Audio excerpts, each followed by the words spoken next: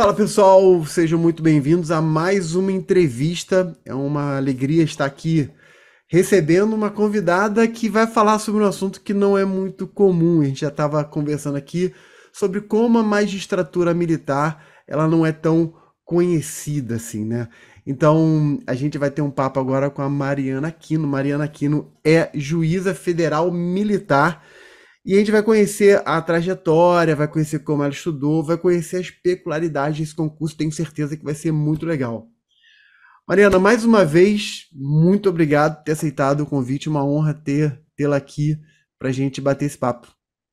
Eu que agradeço, é um prazer sempre falar sobre a justiça militar, sobre o trabalho que a gente desenvolve, porque, como você mesmo mencionou, muitas pessoas desconhecem, né? Então, é até um nicho do direito que é pouco explorado, mas muito interessante. E aí eu vou falar um pouquinho para vocês.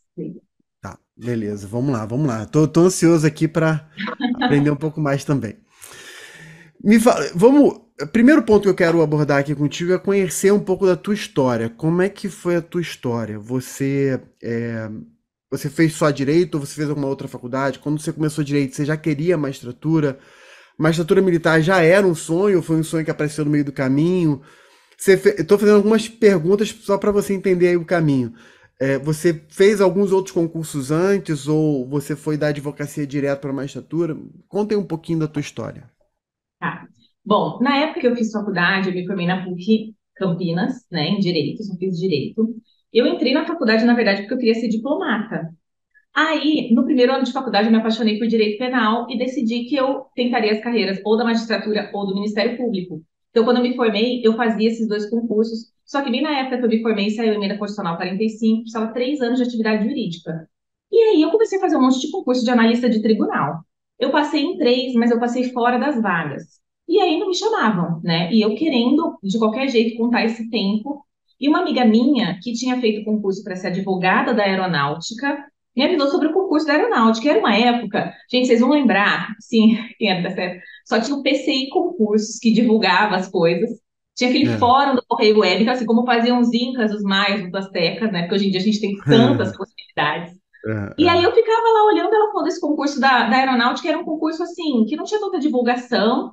E eu fui olhar, falei, direito militar. Aí eu comprei um código, né, um mini código, que tinha toda a legislação penal militar, processo penal militar, né, as leis, o estatuto dos militares. Comecei a estudar e eu gostei muito, porque é uma competência, essencialmente criminal militar, da justiça militar e da área militar. Para ser advogado da aeronáutica, por exemplo, a gente tinha que ter muito conhecimento dessa legislação, porque diferente da justiça comum, quando existe um crime, tem delegacia de polícia, né? Então tem o delegado de polícia de carreira e tudo. Na área militar, quem vai investigar e exercer a polícia judiciária militar são os próprios militares. Então pode ter ali um engenheiro militar que vai ser o encarregado de inquérito, um médico, enfim. E aí eu tive que estudar bastante porque eu ia prestar essa assessoria. E gostei Uhum. muito, muito mesmo. Aí, quando você entra no concurso da aeronáutica para ser advogado da aeronáutica, tinha várias carreiras lá, era um quadro temporário, ainda não tinha um quadro de carreira, você tem que ser militar. E minha amiga falou: olha, você vai ter que colocar farda, vai ter que tirar serviço, você vai ter que ser militar. Falei, tá bom, né? Vai contar o tempo lá de atividade jurídica e vou fazer. Aí entrei, gostei muito da área e eu descobri que existia justiça militar. Ela está lá na Constituição Federal, faz parte do Poder Judiciário. Eu faço questão de falar isso, João, porque muitos eventos que eu vou, me surpreendo com colegas magistrados que não sabem dessa informação. Bom. Que acham que a justiça militar é um monte de. É uma corte marcial, são só militares, como é nos Estados Unidos, como é em filme que a gente vê. E não é, aqui faz parte do Poder Judiciário, né? Uhum. Então, aí eu descobri que tinha justiça militar e falei, bom, eu quero ser, então, juíza da justiça militar. Diferente de juiz militar, que é aquele militar convocado. Vou explicar um pouquinho que é meio confuso. Só que, assim, tem 39 juízes federais da Justiça Militar espalhados no Brasil. Nós temos o território nacional dividido em 12 circunscrições judiciárias militares e tem as auditorias em cada CJM, que é o equivalente às varas. Então, toda essa nomenclatura é uma nomenclatura histórica, porque a Justiça Militar é a justiça mais antiga do Brasil. Ela foi criada com a vinda de Dom Pedro para cá, e aí criou-se Justiça Militar. Bom, aí eu descobri que existia justiça militar, eu falei, eu vou estudar para ser juíza da justiça militar. Aí também descobri que tinha o Ministério Público Militar, né, que faz parte do Ministério Público da União. Enfim, e aí fiquei estudando, estudando, e enquanto isso eu ia fazendo os outros concursos também. Mas eu estava mais focada para esse. E aí eu me lembro que abriu o concurso para servidor do Superior Tribunal Militar, né? Tanto do STM quanto da Justiça como um todo. E aí eu fiz a prova, eu passei bem, né? Era setorizado, era regionalizado. Também não fui chamada, porque tinha pouquíssimas vagas. Então, assim, eu me lembro que eu passei para oficial de justiça em nono, em Curitiba, e para analista judiciário em Bagé, em sexto. E aí chamaram dois, três, enfim, não chegou em mim. Mas nesse meio tempo eu vi que eu estava passando, então eu estava no caminho certo do estudo. Por quê? Naquela época não existia cursinho para esse concurso. Era Hum. uma coisa assim, totalmente empírica. Você montava sua bibliografia, que também é escassa na área. Hoje em dia a gente tem muitos livros, muitos doutrinadores, mas na época não tinha. Né? A gente tinha aquela doutrina raiz mesmo, que eu adoro, até para usar nas minhas sentenças. Tem um carinho especial, o Dr. Jorge César de Assis, que é um pioneiro na área, que tem muitos livros escritos. Né? O Cícero Coimbra, Dr. Cláudio Amin Miguel. Então, eu fui estudar muito. E aí, quando saiu o concurso, aí, nesse meio tempo, eu fiquei estudando e eu estava servindo no Rio Grande do Sul. Só que aí eu fui transferida para Brasília e aí eu fazia pós-graduação, porque como não tinha cursinho para esse concurso, tinha só uma pós-graduação de novo no Brasil na época, que era no Rio Uau. de Janeiro.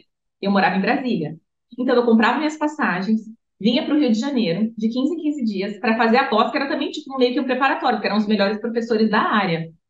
E aí eu fui estudando, e aí nessa pós, um professor meu me indicou para o colega dele que trabalhava em Brasília, na Justiça Militar, e aí eu fiquei cedida da aeronáutica para a auditoria, e eu fiquei assessorando esses juízes.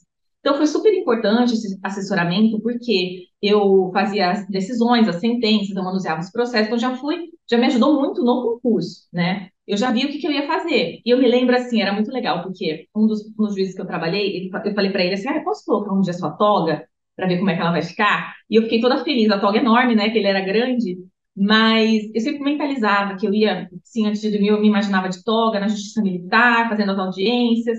Toda vez que eu assistia as audiências eu ficava também pensando, visualizando, era muito legal, eu estava muito realizada, porque eu vi que era aquilo que eu queria fazer mesmo. Então, quando saiu o concurso, falei, meu Deus, eu tenho que passar, porque o concurso abriu com 6 vagas, e depois foram chamando, porque houve aposentadorias no decorrer do período, chamaram até 17 pessoas, eu passei em 12º.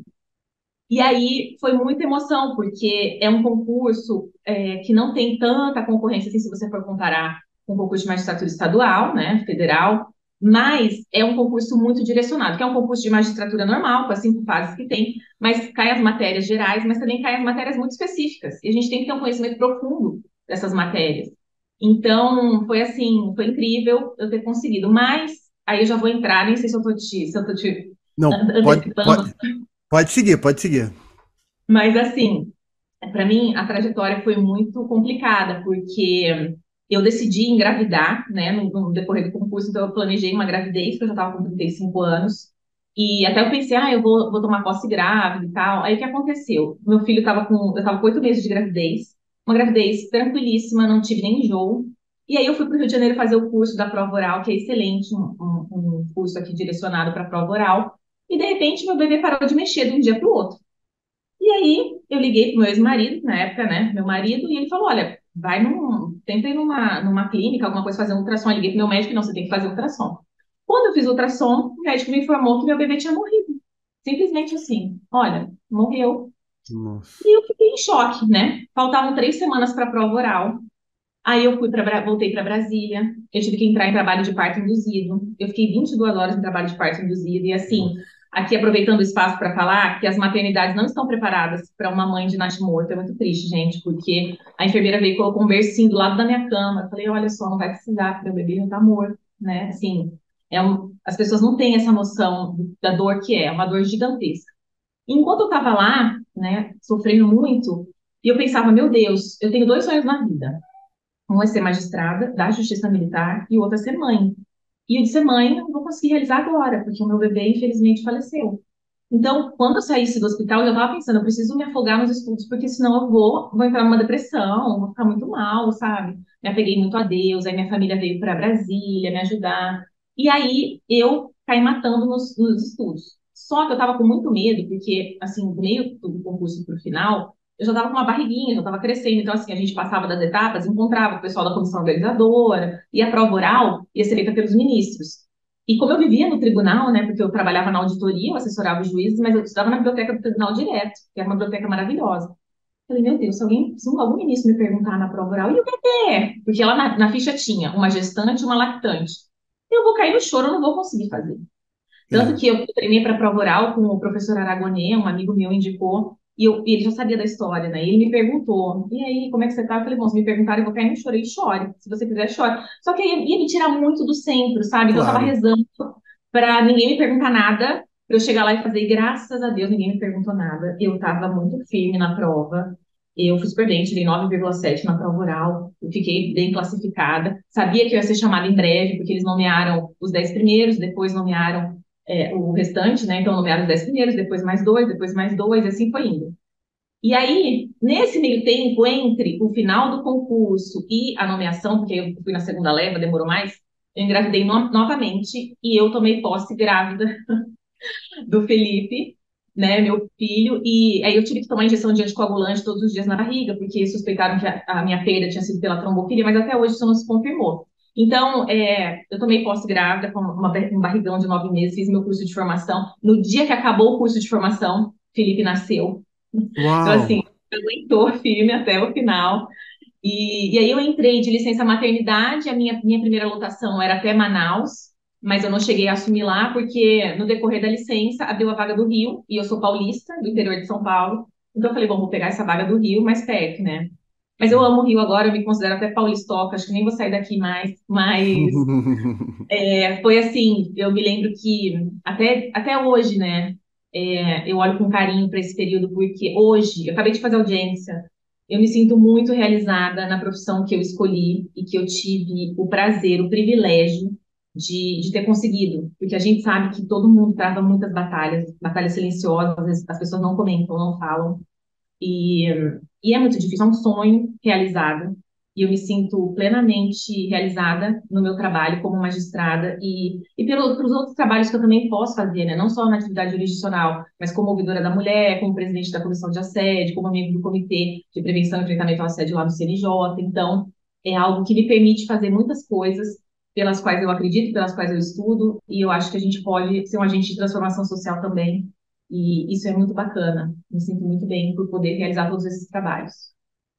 Muito bacana. Parabéns pela trajetória e assim, eu faço muitas entrevistas, né? Eu converso, tem muitas no canal do ênfase e é interessante, assim, porque sempre não, né? Mas assim, é muito comum você ter situações muito dramáticas durante a preparação para concurso público, né? De perdas, enfim. Mas eu confesso que a sua foi uma das que me deixou mais impactado, né? Você já tinha comentado um pouquinho antes e eu já estava aqui, eu falei, nossa, assim, você falou 3 semanas para a prova oral, né? Isso. É bastante intenso, né? E eu imagino como foi você chegar na prova oral dessa forma, né? Enfim, Nossa, parabéns muito por ter. difícil. Lamento muito pela situação e parabéns por ter superado e vencido, né? E ter chegado o Felipe aí para trazer alegria, enfim, né? Uhum. Sim, é muito difícil mesmo, porque, como eu falei, as pessoas não estão preparadas para acolher uma mãe nesse sentido, e é um luto muito solitário, sabe? Porque ninguém sabe muito bem o que dizer. Então, até para É, alguém que já está passando por isso, já passou por isso, seja um bebê de poucas semanas, seja um bebê formado, seja um bebê que nasce e depois acaba falecendo, é uma dor muito grande, porque eu acho que não tem dor pior nessa vida do que perder um filho, né? E é, assim, eu me lembro de coisas, eu me lembro do enterro, eu me lembro, assim, é muito triste, sabe? Eu tava despedaçada, mas eu consegui focar, porque eu falei, gente, se eu não focar, eu peguei como uma tábua de salvação mesmo, já era uma coisa que eu claro, tava muito decidida, e eu falei, agora eu vou com tudo, mas assim, se tivesse alguma pergunta, eu acho que eu ia desequilibrar ali, desmoronar, né? porque era muito recente, né? Muito recente, muito.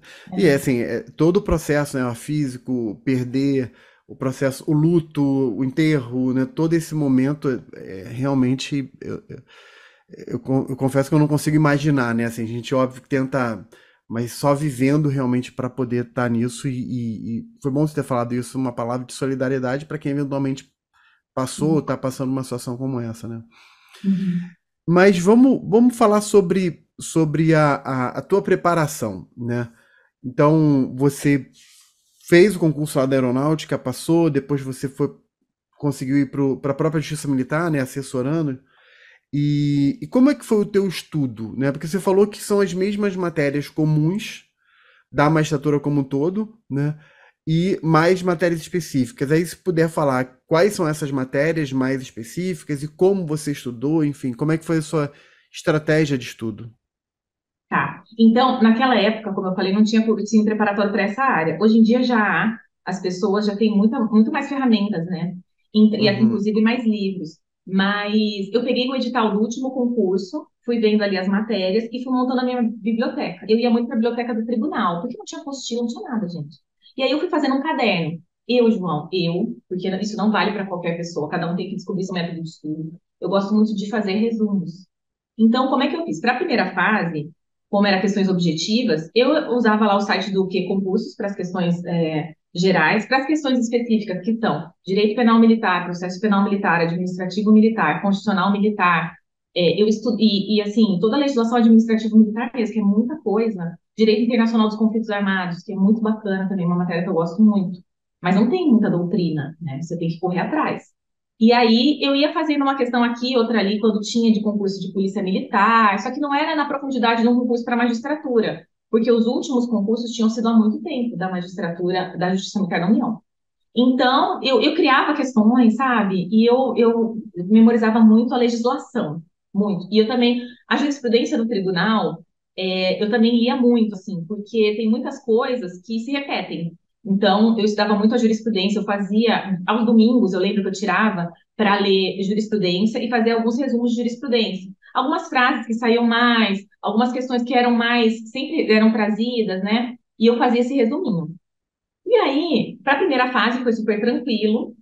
Quem fez a prova foi o CESP à época.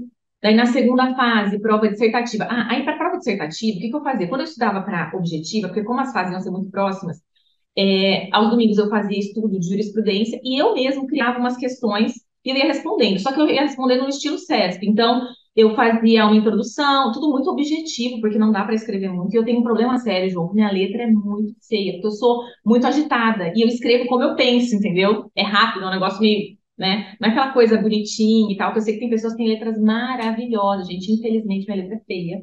Então, eu me preocupei até com a caneta que eu ia usar, porque dependendo da caneta, a letra sai mais feia. E o Isso. examinador vai ter um monte de prova. Então, assim, ele vai olhar uma letra toda horrorosa, não vai nem, né? Não vai olhar com aquele carinho. E aí eu fui, achei uma caneta e não sei o que. Então, assim, gente, era tudo uma preparação, sabe? Então, eu fazia questão, aí respondia nesse padrão, porque eu já tinha visto cursos que ensinavam como é que era esse padrão de resposta. Então, eu fui seguindo esse padrão de resposta. E aí, ótimo, passei na segunda fase. Aí, prova de sentença. Como eu já fazia isso, assessorando juízes, para mim foi um pouco mais tranquilo. Mas eu treinei muito fazer sentença. Tipo, eu montei um esqueleto de sentença e era aquilo. E o meu concurso, ele demorou 3 anos, porque teve ação judicial, anularam a prova de sentença. E aí, eu me lembro que a prova de sentença, depois da anulação, foi uma prova que tinha 7 páginas, tinha 10 Uau. preliminares, um monte de réu para fazer a condenação, alguns para absolvição, para fazer dosimetria de pena. Você tinha que fazer uma letra pequenininha, sabe? E quem passou na prova de sentença foi quem fez a sentença até o final. Ainda tinha essa, porque teve gente que ficou no meio e perdeu pontuação, né? O espelho, ele é bem criterioso, assim, em cada coisinha. Aí passei na prova de sentença. Aí, para a prova oral, como é que a gente fez? Eu me dividi com 4 colegas, a gente esquadrinhou o edital e cada um ficava responsável por uma coisa, né? Por alguns blocos ali de matérias, e a gente se encontrava pelo computador, pelo WhatsApp, para treinar. E, paralelo a isso, eu fiz um curso de oratória. Para mim, esse curso de oratória, João, é para a vida.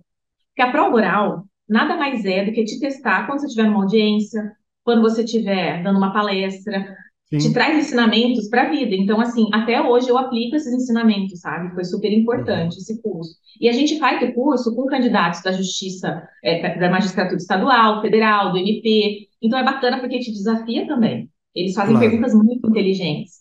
E aí foi super bom e deu um bom resultado. Então, eu acho que cada etapa tem que ter um estudo, você tem que pensar numa estratégia para cada etapa.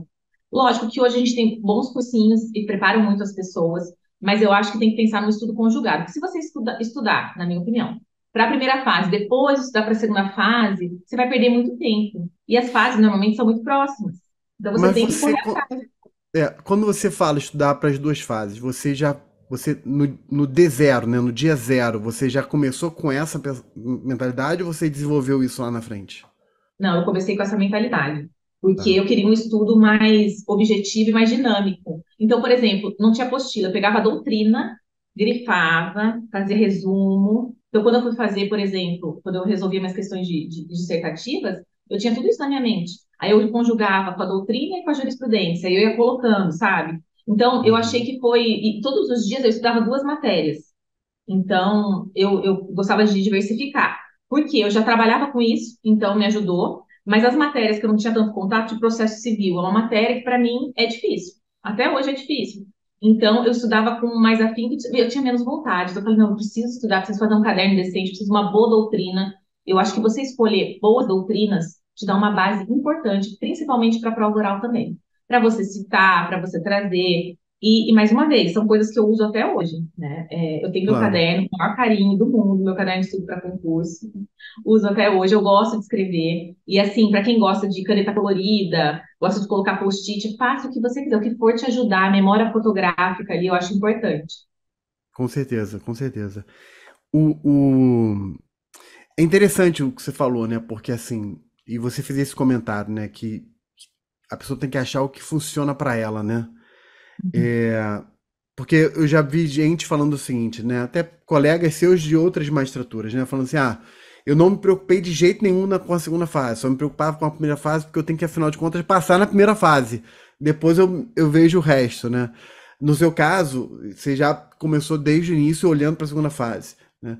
Quando eu dou mentoria, eu pego muita gente e tem gente, é muito interessante isso, né? Porque é um pouco de perfil psicológico de cada um, né?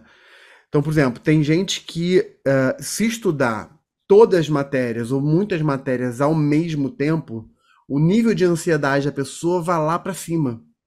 Ela fica muito ansiosa porque é muita matéria ao mesmo tempo, ela sente que não está avançando. E aí, para essa pessoa, às vezes eu falo, faz o seguinte, vamos estudar uma matéria por vez ou duas, três matérias por vez no máximo, porque a pessoa se acalma, ela consegue evoluir, ela fecha aquele ciclo e começa outra. Né? Mas tem gente que é o contrário. Né? Tem uma aluna que é, inclusive, interessante. Ela falou que se ela não estiver estudando todas as matérias todos os dias, ela fica ansiosa por não estar estudando todos os dias. Né? Exatamente o oposto. Então é muito importante o que você falou, porque assim, você tem perfis. O teu perfil foi um, tem perfis diferentes, e a pessoa tem que olhar, pegar a tua experiência, fazer um teste e falar assim, isso aqui funciona, isso aqui não funciona. Né? Isso é muito legal. E aí eu quero fazer uma pergunta em cima disso, funciona ou não funciona?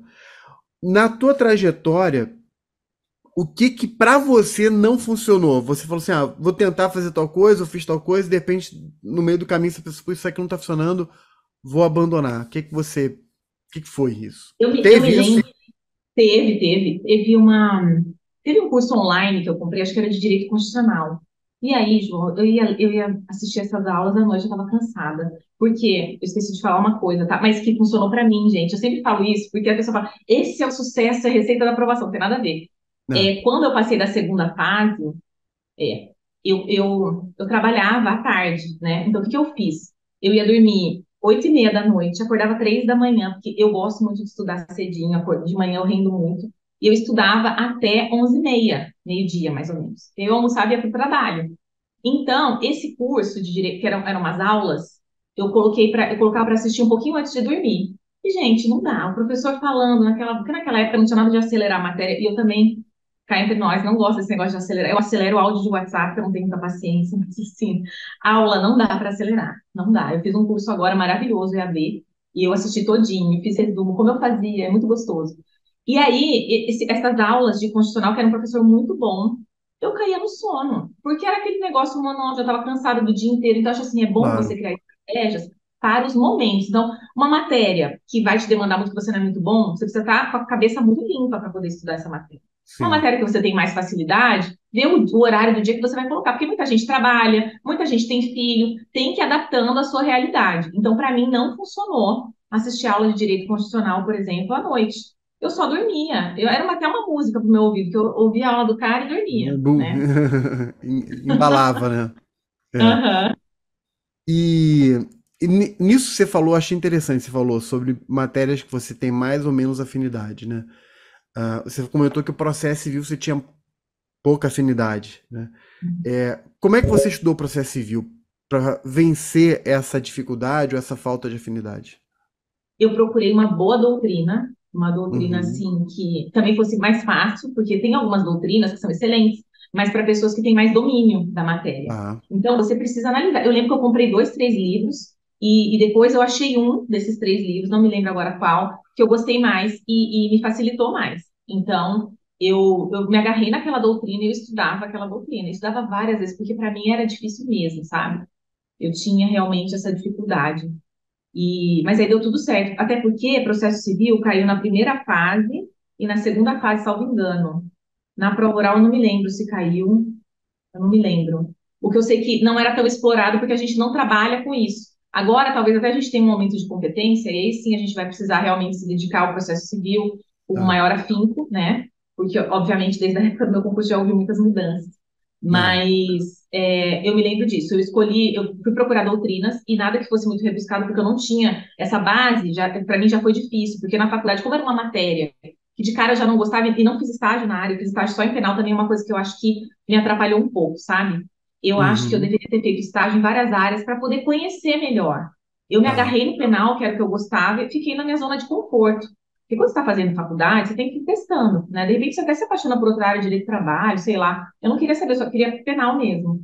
E aí, eu tive mais dificuldade, porque quando a gente não gosta muito, a gente não se dedica muito. Mas eu digo o contrário, porque para o concurso, aquelas matérias que você tem maior conhecimento que você gosta, naturalmente você vai conseguir se sair bem, né? Mas você precisa se dedicar àquelas que não gosta. E aí vem um grande Exatamente. desafio. Até porque tem uma tendência muito grande de quando a pessoa tá um pouco cansada, ou o estudo não tá rendendo, ela termina indo para matéria de refúgio. São aquelas Uhum. matérias que a pessoa gosta um pouco mais, enfim. Então ela tem que tomar cuidado para não cair nesse erro, né? Deixa eu te fazer uma outra pergunta. É, do momento que você decidiu estudar para aeronáutica, quanto tempo você estudou para aeronáutica e depois quanto tempo da aeronáutica para a magistratura foi quanto tempo? Nossa, é uma excelente pergunta, porque o concurso demora muito para aparecer. Bom, eu me formei em 2004, né, para minha formatura. O concurso da aeronáutica foi em 2005, então eu fiquei um ano estudando, menos até que isso. Fui nomeada em 2006, e aí comecei o curso, tal, tal, tal. De 2006 até 2013 foi o concurso para juiz. Então demorou muito tempo. E aí, Muito como eu tempo. falei, nesse meio tempo, como eu já sabia o que eu queria, eu defini, além dos concursos que eu estava fazendo, porque eu percebi uma coisa, quando eu fazia concurso para magistratura estadual ou MP estadual, eu diversifiquei muito o leque.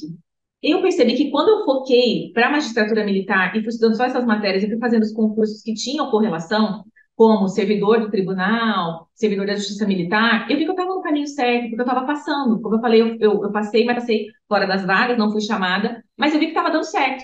Então, eu acho que é muito importante, na minha opinião, a gente direcionar bem, sabe? Se você pega e fala, quero magistratura, eu vou fazer o trabalho estadual, vou fazer federal, não. Você tem que escolher o ramo e tem que se dedicar, porque senão você abre muito leque e aí você fica meio perdido. Eu acho que isso é meio complicado.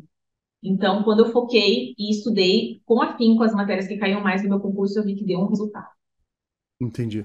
Até porque nesse caso especificamente, magistratura militar, ela tem, ela se distancia bem assim da magistratura federal ou estadual, né? E mal comparando, é a mesma coisa a magistratura do trabalho, por exemplo. Não tem muito como a pessoa estudar para a magistratura do trabalho, por exemplo, estudar para a magistratura estadual. Fica bem diferente, né? Legal. Vamos falar um pouco sobre a carreira, né? Sobre a justiça, né? Enfim, como é que é a justiça militar? O que é a justiça militar? Como é que é a justiça militar? Como é que ela se organiza? Você já falou que o concurso segue as mesmas 5 etapas, é a mesma lógica, até porque o CNJ padronizou, né? Mas falando agora da justiça militar como um todo, e aproveitando, comparando e diferenciando da militar estadual, né? Porque Uhum. tem também concurso, as pessoas podem ficar um pouco confusas. Sim, muito bom ter esse espaço para falar. Todo lugar que eu vou, eu faço questão de falar da justiça militar. Como eu te falei, muitos colegas nem sabem. Enfim, as pessoas acham que eu sou militar e falam, não, eu não sou militar. Aí eu nem falo que eu já fui, senão vai dar um nó. Então eu falo, não, eu não sou militar, eu sou civil. Quando a gente passa no concurso é civil e tudo mais. Mas é o seguinte, a Justiça Militar da União, a Justiça Militar como um todo, ela está prevista na Constituição Federal, faz parte do Poder Judiciário, tanto a Justiça Militar da União, que é federal, quanto a Justiça Militar Estadual. Tem algumas diferenças entre elas, então, a competência da Justiça Militar da União é essencialmente criminal militar.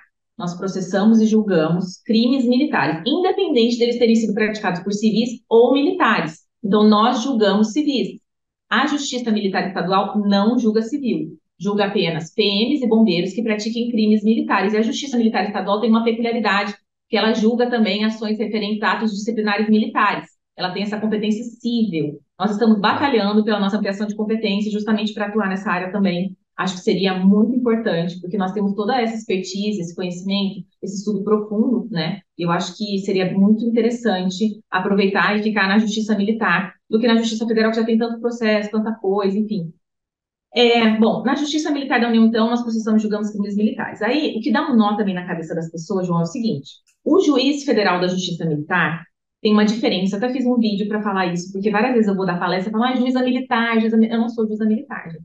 Eu sou juíza federal da Justiça Militar. O juiz militar, ele é aquele militar que é convocado para atuar nos conselhos de justiça. Então, quando o crime é praticado por um civil, o juiz federal da Justiça Militar Civil julga monocraticamente. Se o crime militar foi praticado por um civil e um militar em concurso de agentes, a gente tem muito caso aqui de crime de licitação, corrupção ativa e passiva, a competência também vai ser do juiz monocraticamente, do juiz togado. Sempre que tiver um civil no meio, competência do juiz togado. Agora, se o crime militar tiver sido praticado por um militar ou militares, a competência vai ser de um órgão colegiado, formado pelo juiz togado, 4 juízes militares convocados, que são oficiais de carreira com vitaliciedade assegurada, e tem uma relação das forças, e a gente sorteia, um sorteio que existe, tem um programa para fazer esse sorteio, é um negócio super idôneo, tem uma sessão para fazer isso. E a justiça militar é interessante, que ela é uma justiça que respeita muito a formalidade, a solenidade. Então, eu sempre convido os meus alunos, as pessoas que eu conheço, para assistir às audiências. As audiências, via de regra, são públicas, né? Mas para as pessoas verem como funciona. Então, assim, é um ambiente muito solene, a gente respeita bem direitinho os ritos processuais. O juiz, ele tem que atuar de toga, é uma determinação do nosso tribunal, a gente tem que fazer as audiências de toga. Os juízes militares vêm fardados, as partes têm que usar a beca, tem sustentação oral nos julgamentos. Então, é muito bacana para assistir. Convido a todos e todas que quiserem, inclusive aqui no Rio de Janeiro, a nossa auditoria é na Ilha do Governador, para assistir, vai ser um prazer receber vocês. E aí, esses juízes militares, normalmente, 99% das vezes, eles não têm conhecimento jurídico. A ideia é trazer o conhecimento deles da caserna e o conhecimento técnico-jurídico do juiz. Só que todo mundo vota. Esses 5 membros do conselho votam.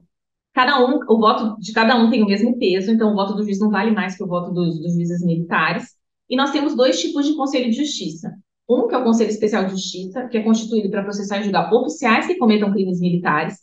E aí a gente tem o princípio do juízo hierárquico, então esses juízes militares convocados para compor o Conselho Especial sempre vão ter que ser mais antigos do que o acusado, porque não teria cabimento, por exemplo, um major constituir o conselho para julgar um coronel, né?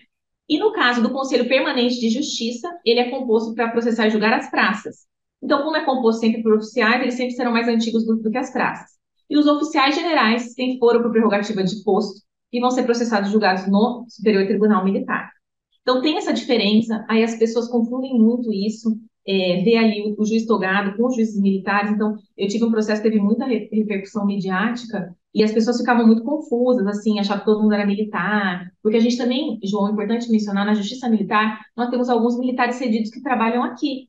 E aí, só que eles não ficam fardados os que trabalham, né? A não ser os que fazem o serviço ali, tem alguns que ficam ali na segurança e tal, mas as pessoas confundem muito, então eu acho que é muita informação, aí junta com o filme É. americano, e aí todo mundo acha essas coisas, mas assim, a composição da justiça é assim, a Justiça Militar Estadual, nós temos apenas 3 tribunais de justiça militares estaduais específicos, que são nos estados do Rio Grande do Sul, Minas Gerais e São Paulo, e aí sim tem o concurso para juiz de direito do juízo militar, então tem essa Uhum. nomenclatura.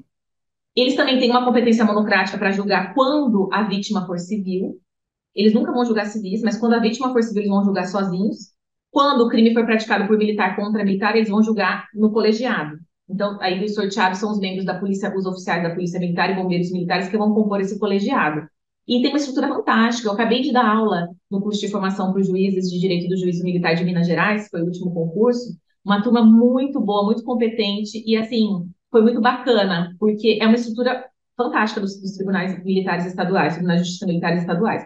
E os estados que não têm, eles destacam uma vara para ser auditoria militar, e aí é um juiz de direito que fez o concurso que vai assumir. Então, eu fui Uhum. num determinado estado da federação fazer um trabalho de prevenção ao assédio, e eu cheguei lá, né, na auditoria militar, e aí o juiz que era o titular, ele estava cedido para o tribunal, como juiz auxiliar. E tinha chegado um ali e colocado. Aí eu falei, aí, como é que você tá? Não sei o que. Ele falou, Mariana, eu tô fazendo as audiências, eu tô perdido. Eu nem sei como não caiu isso no seu concurso. Não, não caía direito militar no meu concurso, eu nem sei, vou ter que estudar. Então, assim, eu sei que muitos concursos de justiça estadual não caem direito militar. E É, Ministério Público eu também sei que alguns caem, outros não caem, mas tem que ter esse conhecimento, até para você, é uma questão de competência, né? Para você declinar a sua competência ali, enfim. Então, é importante saber. é verdade, verdade. Uau, muita informação. Mas vamos lá. E o Ministério Público, né? Você falou toda a magistratura, né? Então, foi importante você ter colocado isso, né? De separar você como juíza federal da Justiça Militar, você não é militar, né? Uhum. E separar da área estadual. Como é que funciona o Ministério Público? Porque no MPU, no Ministério Público da União, tem o Ministério Público Militar. Então, se puder falar um pouco tanto do âmbito federal quanto do âmbito estadual, para o pessoal entender. E Ótimo. só um parênteses, só para o pessoal, porque você foi falando e eu vou fazer essa observação para quem eventualmente ficou perdido aí. Quando a Mariana, pessoal, falou juíza togada ou juiz togado, é o juiz concursado, propriamente dito, né? É o não militar, né? Só para. E caserna é o pessoal militar, propriamente dito. É só para, de repente, afinar aí os ouvidos de quem está ouvindo. Obrigada, é isso mesmo. Bom, então, o Ministério Público Militar é um ramo do Ministério Público da União. E diferente da Justiça Militar, não tem nenhum militar que compõe, não participe, enfim, realmente todos são civis. E é bem interessante, é um concurso excelente para quem está querendo estudar, por quê? Ele vai trabalhar só com crime militar, né? Então, para quem gosta de direito penal, processo penal, é bem interessante. E é uma carreira muito estruturada também. Então, nós tivemos um concurso recente, nomeou bastante gente ali, chegou um pessoal muito bom para trabalhar. Eu estou falando com os promotores novos, eles são assim, até falei isso para eles no curso de formação, eu tive a oportunidade de estar com eles. E eu falei, nunca percam esse brilho nos olhos de quem está chegando, porque é muito bacana você chegar com essa vontade, as peças muito bem feitas e tudo, né?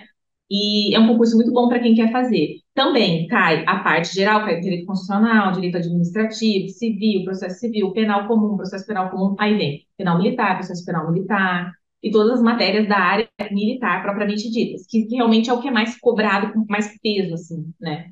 E tem a parte prática, é um concurso normal de Ministério Público também, tem a denúncia, tem a peça, e é um Tá. concurso que ele é bem puxado. Também a primeira e segunda fase normalmente são muito próximas, e eu recomendo quem quiser estudar para essa carreira, que é uma carreira belíssima, vocês se dedicarem bastante à área militar, mesmo a matéria militar, e fazer muita peça. E além disso, eu vou falar um pouquinho do MP dos Estados, mas só lembrando que tem uma outra carreira que cai em direito militar e é muito boa e atua muito na Justiça Militar, que é a Defensoria Pública da União.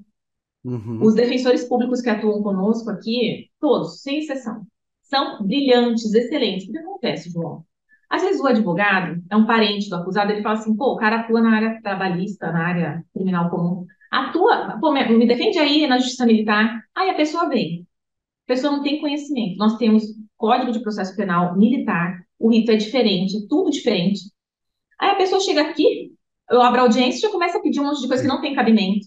Teve um caso, né, de um advogado que ele falou assim: ah, doutora, pena que eu só rolei 3 testemunhas, eu queria rolar mais, mas o código não permite. Eu falei: olha, o código não permite, mas o princípio da paridade de armas permite. Você vê que pode rolar até 6 no rito ordinário, você também pode. Isso a jurisprudência fala, a doutrina fala. Se fosse uma pessoa que estudasse, saberia. Ou numa audiência também, o advogado pegou e falou: ah, doutora, agora a gente vai fazer tal coisa. Não, não, segundo o código, agora a gente vai fazer. Sabe assim, então a pessoa não. E fica muito complicado às vezes. Então eu Cai de falo: paraquedas, né? total. Você que quer Uhum. advogar nessa área, estude para fazer um bom trabalho. E nós temos advogados aqui muito bons. Mas tem gente que atua na área comum, vem para cá e nem sabe o que está fazendo, não sabe o que é um crime de deserção, não sabe que tem um rito especial. Teve casos aqui, é que, assim, os juízes, a gente tem paciência de explicar uma coisa ou outra, mas às vezes, se a parte, de repente, também, o Ministério Público fala alguma coisa, fica uma situação muito complicada, até para o seu próprio cliente, né? Claro. Então, a Defensoria Pública da União, a defesa é excelente, são altamente preparados, um concurso muito bom também para quem quiser fazer. Vai atuar em várias áreas, né? Inclusive E na tem militar. previsão de sair em breve, né? A Defensoria da União. Ah, é? Pois é, É. muito bom esse concurso. E o Ministério Público Estadual, em alguns concursos, cobram a parte de direito militar, mas pode ser que você caia, passe num concurso de Ministério Público Estadual que não lhe foi cobrado e você seja designado para atuar numa auditoria militar. E aí você tem que estudar e estudar bem, porque, como eu disse, o rito é diferenciado, né? Todo procedimento é diferenciado, então tem que Hum. analisar bem. A gente discute muitas coisas da área comum que não se aplicam à justiça militar, por exemplo, e tem, lógico, tem posicionamento para todos os lados, mas o nosso tribunal, ele é bem conservador em aplicar a legislação comum. Então, a pessoa às vezes vem, pede uma coisa, tem que estudar, tem que fundamentar bem. Então, é interessante Perfeito. que quando você vai atuar, para não chegar lá e cair de paraquedas e falar, meu Deus, e agora, né? Estude mesmo para ver. Por exemplo, uma coisa básica, João, os membros do conselho. O presidente do conselho é o juiz togado, é o juiz civil, é o juiz concursado de carreira. Tem pessoas que atuam aqui, às vezes, que vão falar, o coronel, o presidente do conselho, não é. Ou chama os oficiais por graduação de praça, chama pelo posto errado. Para os militares isso é muito sério, né? Então, Não, é assim, o muito mínimo que você sério. tem que saber quando você está atuando é chamar as pessoas pelo posto, pela graduação, pelo nome correto. Então, é um refinamento que faz a diferença para mostrar que você tem esse conhecimento. No nosso Com concurso cai, certeza. por exemplo, a gente tem que saber posto, graduação e tudo. É claro, às vezes a gente pode errar uma coisa ali, mas pode acontecer, mas um erro crasso desse, assim, de trocar a graduação para posto é meio complicado. Bem complicado, é. Então, assim, para o pessoal entender, na a justiça militar, nós temos no âmbito federal e no âmbito estadual três estados que tem lá o seu TJM específico, né? Isso. No Ministério Público, não. No Ministério Público, a gente tem o Ministério Público Militar, mas não tem nenhum estado que tenha um Ministério Público Militar estadual, né? É o MP comum e a pessoa pode ser designada, receber atribuição para atuar na área, né? Então, só para não tem uma certa simetria nesse caso. Enquanto que no âmbito da justiça estadual tem liberdade. Eu esqueci o quantitativo, mas a Constituição diz que aqueles estados que têm, acho que mais de 15 ou 20 Mais mil, de 20 20 mil. mil, né? 20 mil PMs e bombeiros efetivos, aí podem ter um TJM. No Rio de Janeiro, se eu não me engano, já teve no passado e foi extinto, ou não me lembro, ou não, Eu no Rio de acho que Janeiro. não, não ouvi Não, falar né? de ter. Eu já ouvi falar do movimento de quererem criar e tudo, mas que eu É. saiba, não, posso estar Não, não, enganada. você tá certa. Eu tô tentando lembrar aqui, porque eu me lembro que no Rio de Janeiro teve alguma coisa que foi extinta. Eu lembrei, foi o Tribunal de Alçada. No passado, aqui no janeiro, tinha o Tribunal de Alçada Civil, o Tribunal de Alçada Criminal e o TJ, né? Era o TAC e o TACRIM, né? Isso foi extinto. Então, confusão minha aqui. Tá. Me fala um pouco sobre a tua atuação em relação ao direito das mulheres, porque eu sei que você tem uma atuação aí bem ativa, bem legal. Inclusive, você me comentou aí que recebeu um convite bem bacana. Me fala um pouco como é que é essa tua atuação. Bom, eu gosto muito de atuar nesse estudo, assim, né, da proteção jurídica à mulher militar. Eu fiz um estudo da jurisprudência do Superior Tribunal Militar, porque antes, João, a nossa competência de crime militar era só o que estava no CPM. E é um código de 1969, tanto o CPM quanto o CPPM, que passaram por poucas atualizações legislativas.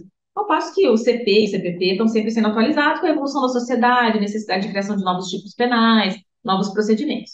Então, em 2017, a gente teve uma ampliação de competência para processar e julgar não só os crimes do Código Penal Militar, mas também do Código Penal Comum e da legislação extravagante, desde que incidência em alguma das hipóteses do artigo 9º do Código Penal Militar, que é disse o crime militar praticado por militar da ativa contra militar da ativa, vai dando as definições ali, as situações que vai se enquadrar o crime militar. Então, nós temos a tipicidade direta, que é o enquadramento da conduta num tipo penal, e a tipicidade indireta, que é o enquadramento da conduta em alguma das situações previstas no artigo 9º do Código Penal Militar.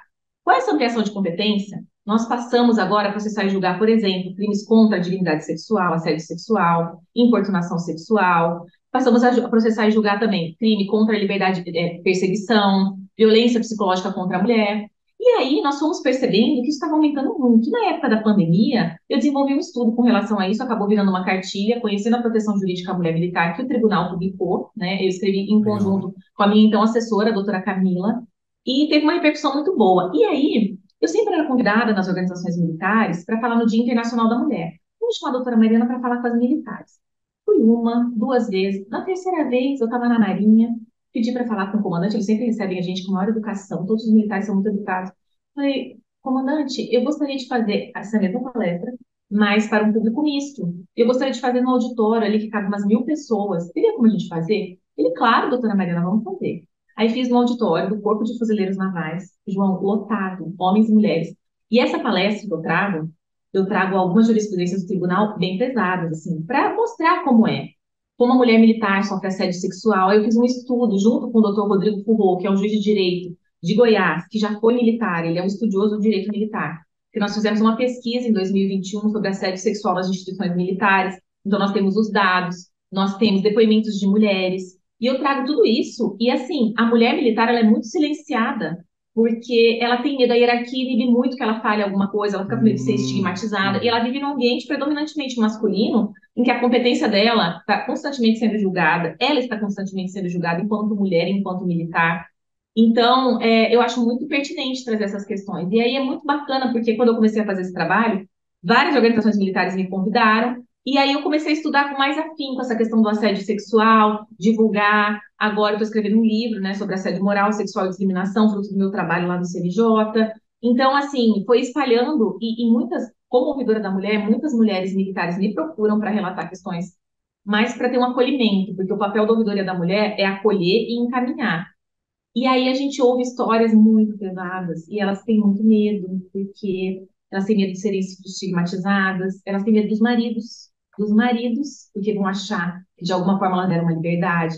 Elas têm medo de perder o emprego quando são temporárias. Então é tudo muito delicado, mas a gente precisa criar mecanismos de prevenção para evitar que isso ocorra. E é claro que quando ocorrer tem que ser investigado. Porque muitas relataram que o negócio foi varrido para debaixo do tapete, ou elas mesmas responderam a procedimento administrativo disciplinar. Veja, teve um caso da Justiça Militar Estadual que depois foi para lá, porque a militar procurou o Ministério Público Estadual, que instaurou um pique, porque na corporação não quiseram abrir o inquérito, abriram um procedimento administrativo contra ela. Então, Uau. são muitas questões que precisam ser abordadas, porque é um ambiente muito peculiar. E aí eu vou divulgando esse trabalho, também para fora da própria caserna, né, do quartel, no CNJ, no STJ, enfim, toda oportunidade que eu tenho de falar sobre o trabalho, eu falo, divulgo a pesquisa que eu fiz com o doutor Rodrigo. A gente tem, inclusive, o resultado da pesquisa numa revista, que é sobre a pesquisa, que está disponível no site Atividade Policial, que é do doutor Rodrigo Furro, uma revista digital, e trazemos todos os resultados ali de um universo de quase 2.000 mulheres que responderam entre militares das Forças Armadas, militares estaduais, policiais federais, policiais civis, guardas municipais.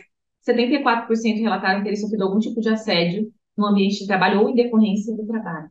E, assim, casos ali relatados não eram só de assédio sexual crime.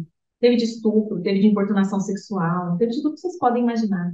Então, a gente É. precisa falar muito sobre isso e eu faço questão de divulgar esse trabalho. E agora, a Ouvidoria da Mulher, nós estamos com um programa de inovação em atuação conjunta com as Forças Armadas. Então, nós começamos agora na aeronáutica e a ideia é capacitar os assessores jurídicos, o pessoal da área de saúde, para poder acolher essa mulher, para poder tomar os procedimentos corretos. Porque em muitas forças não tem ouvidoria da mulher. Então, o ideal é que haja todo um aparato interno para que acolha essa mulher e dê o devido encaminhamento.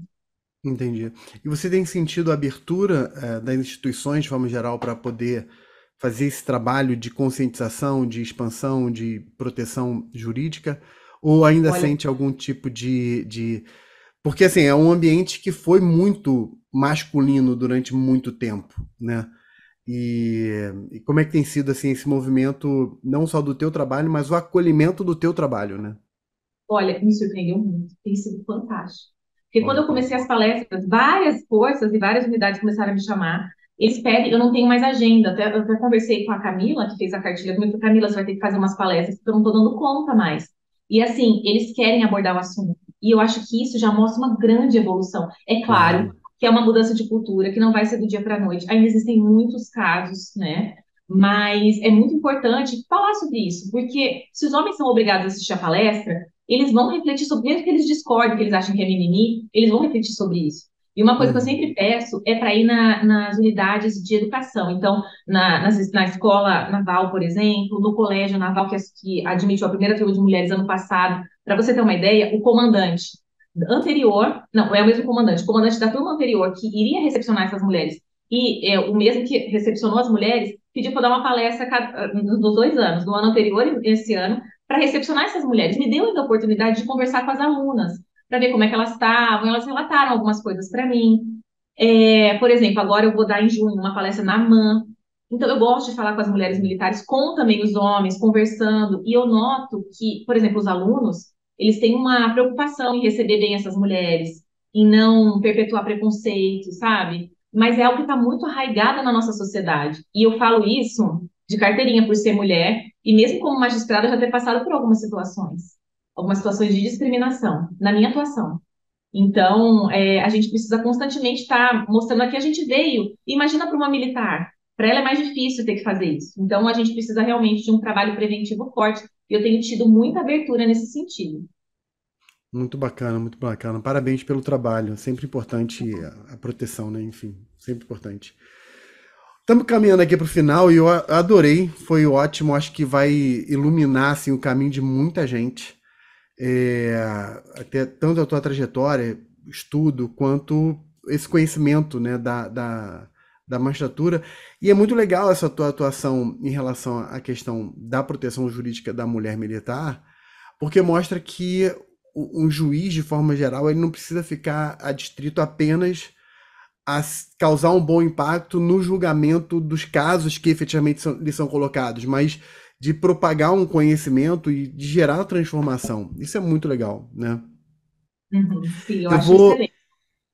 eu vou te fazer, como eu te falei, né? Indo pro final, eu sempre costumo fazer a seguinte, uma pergunta e um desafio, né, para todo mundo, que é o seguinte: imagina, Mariana, que depois da nossa entrevista aqui, o pessoal vai pegar, vai abrir um caderno, vai abrir um computador, vai abrir um livro para estudar.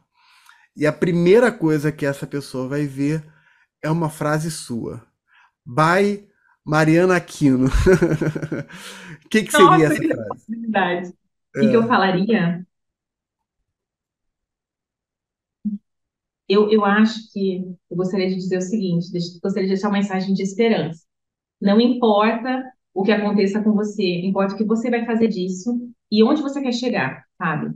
Então, você tem que ter muita fé, porque existem momentos muito difíceis na trajetória, mas você precisa acreditar em você. Sei que muitas vezes a gente se auto-sabota, não acredita. Muitos momentos da minha trajetória eu não acreditei, mas não sei, tinha alguma coisa aqui dentro dizendo que ia dar certo. E eu fazia quadro de sonhos, eu tirei foto de toga, né, dos dias que eu trabalhava, eu fiz tudo isso. Eu sempre sabia que de alguma forma eu ia chegar lá. Então, não percam essa esperança. Eu queria deixar essa mensagem de esperança, sabe? Acreditem em vocês, porque é só vocês por vocês mesmos, sabe? Aquele negócio de, o filho da vizinha, da prima, não sei o que, passou com 3 meses de estudo. Ignorem isso. Se você demorar 5, 10 anos, o que importa é que você vai ter conseguido alcançar o seu objetivo. E uma hora vai chegar. Fazendo a sua parte, vai chegar. Parece um monte de clichê, mas é verdade, gente. muito bom, muito bom. É engraçado você ter falado isso, que uma das coisas que a minha filha fala muito é isso. Minha filha tem 20 anos. E ela fala o seguinte: não importa o que os outros fazem com você, mas o que você faz com o que os outros fizeram com você, né? A frase parecida com o que você falou, né? Muito Uhum. bacana, muito bacana. Legal, adorei, foi ótimo o bate-papo e fica o convite aqui para termos outros bate-papos, quem sabe até dar aula no ênfase, né? Porque a gente tem Legal. turma de Defensoria Pública da União e tem penal militar e tem processo penal militar. Então, assim, também a gente já conhece um pouco disso. Inclusive, quem dava aula, não sei se você chegou a conhecer ou atuar, é um defensor público, Marcelo Zeda. E ele, Claro! A gente fez live na pandemia, adoro o livro dele, Código Penal Militar Comentado, ele é excelente. Os o Zeda defensores é um. públicos da União, olha, só gente brilhante, João, que É, maravilha. o Zeda, ele é um. Além de ser um cara brilhante, é um querido amigo, assim, pessoal, um cara maravilhoso, assim. Legal. Meu vizinho Aham, aqui, a gente mora mais ou menos perto, então eu já aham. me lembro na época que tinha aula presencial, né? Hoje em dia é tudo online, né? Mas a gente chegava a voltar junto, pegava carona com o outro, ora ele comigo, eu com ele, enfim.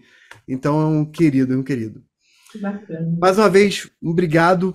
E galera, não se esquece de curtir o vídeo, de dar o like, de pega essa entrevista e manda para várias pessoas, porque se fez bem para você, vai fazer bem para outras pessoas também, tá bom? Valeu, pessoal. Tchau, tchau. Obrigada, tchau, tchau.